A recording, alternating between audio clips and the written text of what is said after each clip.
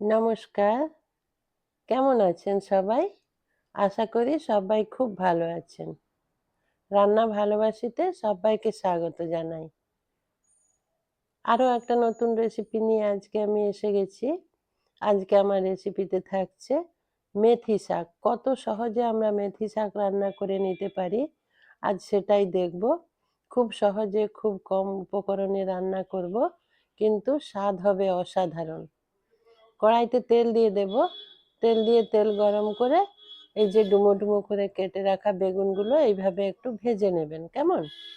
ভালো করে একটু লাল করে ভেজে নেবেন। কিন্তু এখানে নুন দেবেন না।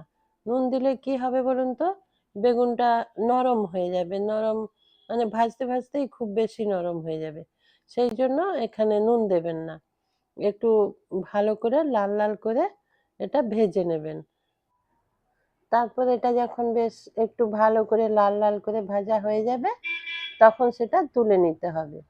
এই যে দেখুন, এরকম লাল লাল করে ভেজে নিয়েছি।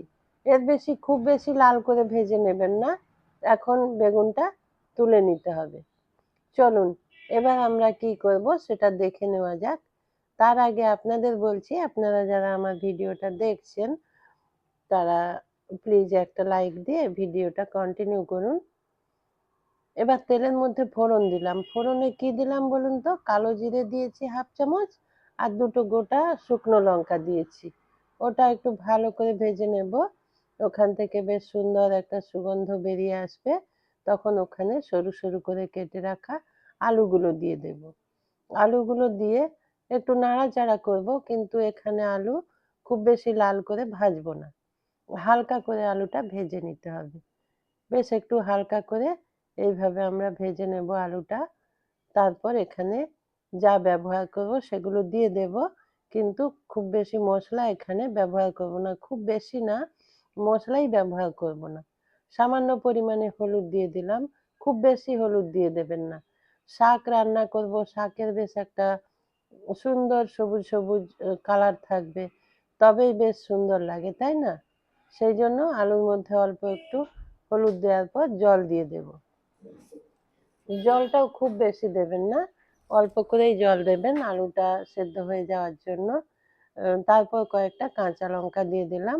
এটা আপনারা যেমন ঝাল খান সেই বুঝে লঙ্কাটা দেবেন, কেমন? খুব বেশিও দিয়ে দেবেন না, আবার খুব কম হলে টেস্ট খুব ভালো হবে না। কারণ কি, এখানে আমি সেরকম কোনো মশলা ব্যবহার করছি না, তাই না? দিয়ে একটু ঢেকে দিয়েছিলাম। ঢেকে আলুটা সেদ্ধ করে নিয়েছি, কিন্তু আলুটা এখানে পুরোপুরি সেদ্ধ করব না। 70 থেকে 80% আলুটা সেদ্ধ করে নিয়েছি। তারপর বাকি সেদ্ধটা এই শাকের সঙ্গে হবে। এই যে এবার শাকগুলো দিয়ে দিলাম। শাকগুলো অবশ্যই এই যে এইভাবে ছোট ছোট করে কেটে ধুয়ে পরিষ্কার করে জল ঝরিয়ে রেখেছিলাম। শাকটা দিয়ে দিলাম। শাক দিয়ে দেওয়ার পর আমি কিন্তু আর নাড়াচাড়া করব না, এখন ঢেকে দেব। আর নুনটাও কিছুটা পরে দেব। শাক কিছুটা কমে গেলে তারপর নুন দেব। এখন নুন দিলে কি হবে বলুন তো? পরিমাণটা শাকের দেখতে অনেকটা বেশি লাগছে, কিন্তু শাক তো রান্না করলে অনেকটাই কমে যায়। তখন যদি আমাদের নুনটা ঠিকঠাক না দেওয়া হয়, সেই বেশি পরিমাণে দিয়ে ফেলি, সেই জন্য শাকটা একটু কমে গেলে নুন দিয়ে দেব। এই যে দেখুন, শাকটা একটু সেদ্ধ হয়ে অনেকটাই কমে গেছে। এখন ঢাকা খুলে একটু নাড়াচাড়া করে দিচ্ছি। আপনারা যারা আজ আমার প্রথম চ্যানেল ভিজিট করছেন বা করে থাকেন কিন্তু এখনো সাবস্ক্রাইব করা হয়নি, তাদেরকে বলছি একটু সাবস্ক্রাইব করে দিন প্লিজ। আমার চ্যানেলটা সাবস্ক্রাইব করে আমার পাশে থাকুন। সামান্য পরিমাণে চিনি দিলাম। চিনি দেওয়ার পর এই যে ভেজে রাখা বেগুনগুলো সেটাও দিয়ে দিলাম। দিয়ে ভালো করে মিশিয়ে নিচ্ছি। আমি এখন বেগুনটা মিশিয়ে নেব। আপনারা চলুন, আপনারা আমার চ্যানেলটা সাবস্ক্রাইব করে ডান দিকে থাকা বেল আইকনটা প্রেস করে দেবেন। মেথি শাক খেতে সবাই ভালোবাসে। মেথি শাক খেতে খুব সুন্দর, কিন্তু সবাই সবার মতো করে বিভিন্নভাবে রান্না করে থাকে। আজ আমি একদম সিম্পল ভাবে রান্না করলাম। যারা নতুন রাঁধুনি তারাও খুব সহজে এই রান্নাটা করে ফেলতে পারবে, কিন্তু এর স্বাদ হবে অসাধারণ। এখন আমি নুন ব্যবহার করলাম। নুনটা এখন দিয়ে দিলাম। নুন দেওয়ার পর আবার ভালো করে মিশিয়ে নেব।